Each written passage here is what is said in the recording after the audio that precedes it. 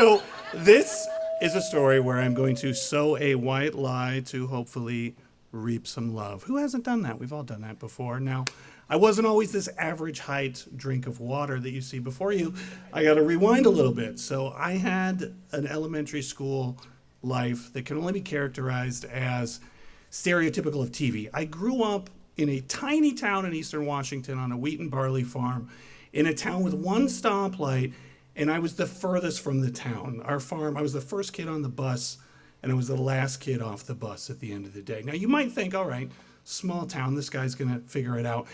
Being into Star Wars and J.R. Tolkien and not doing any sports was not in my favor. So things were rough, right? Things were rough. Things were not going great.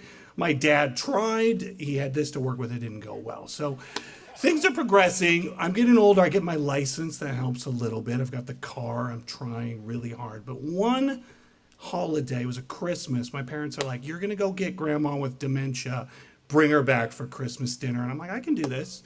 I can drive over the mountains. I'm going to go to that, green side of Washington.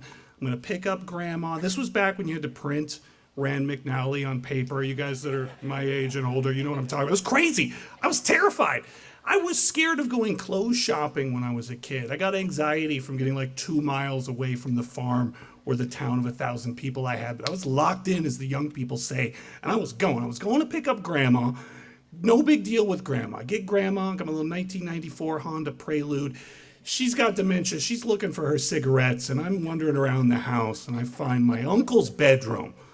So my uncle, a bit of a character, he's one of those guys that just decided to go move to the San Juan Islands with a Barrett 50 cow because he was worried the government was coming from him. So his bedroom was like a time capsule from 1976, right? So I walk in there, I'm looking at the posters, I'm looking at the clothes, and like this moment just hits me like, I can just rebrand myself a little bit, maybe go a little vintage. This is a moment where I'm like, I don't have to be this nerdy Star Wars reading kid on the farm. I'm like, I'm gonna grab the bell bottoms, those are coming. Disco polka dot shirt with the huge lapels, John Travolta, you know what I'm feeling? I'm doing that. Leather jacket, that's happening. I'm grabbing all this stuff and I'm feeling a little bit of guilt. But to be fair, my uncle is now 350 pounds, but I could fit into his old stuff. So I'm like, he's not gonna miss this. He's not gonna miss this. So I grab grandma, I head back, I survived the last years of high school, and to the surprise of no one, got a scholarship to go to Scholars Hall at a nerdy university. Now, my hall happened to be the hall for nerds that was a fraternity that lost their charter. So there I am, surrounded by frat boys and sororities as like a nerdy scholars kid, right? So I'm like, nah, rebranding. It's a different guy. I'm doing it. Now, I struggled a little bit in college, like a lot of us do. Some of the majors don't work, but eventually I settled on elementary education. Now, elementary education has one advantage if you're a dude, right? Okay, you get into those classes, it's like 84 girls and 2 guys. So obviously there was a beautiful blonde in one of these classes, right? It's straight up 10 out of 10. Now I am trying so hard. I'm wearing the bell bottoms. I've got the disco shirt. I've got corduroy that I got.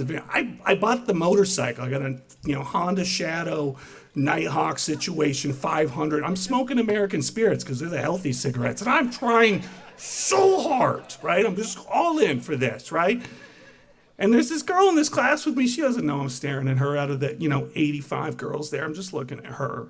And one day, she happens to be at the garbage bar next to where I lived with my idiot roommates, which I'm so grateful she didn't know that I lived with at the time. So I'm at a bar, because this is before you could swipe on stuff, guys. You had to go out there and lie to people to their face about who you were, right? This was a rough time. But you know what?